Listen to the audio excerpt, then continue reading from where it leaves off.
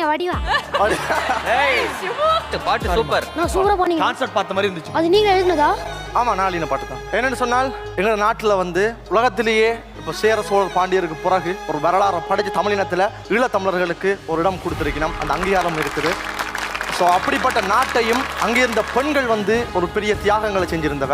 So அதால தான் வீரம் விளையாடும் கர ஈழமண்டலம், கடலாடும் படை கொண்ட போர்வலம், தமிழ்தானே கர்ண கவச குண்டலம், தன்மானம் தவறாது கங்கிலும் அடக்கு முறைகள் அதை உடைத்து எறிஞ்சு தலை நிமிந்து வாழ சில பெண்கள் பிறந்த கதை. உனக்கும் எனக்கும் என உயிரை கொடுத்து சில உறவு துணிந்து வந்து மண்ணில விழுந்த விதை. தாகம் எடுத்து அந்த வானில் பறந்து அந்த வானம் வளர்ந்த கரைகால பிறந்து படை. மண்ணை நினைத்து அட உன்னை நினைத்து அட என்னை நினைத்து இந்த வீரம் விளைந்த படை. மண்ணில் மலர்ந்த போர்க்கொடி மலர்ந்து மகர்ந்த மணியில மரகதமுடையது முப்பாட்டன் ராவணன் 10 தல ரத்தத்தில ஒரு போர்க்கொடி பிறந்தது.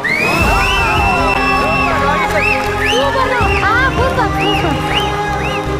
கேட்டோனே வீரம் வருதா? வாகை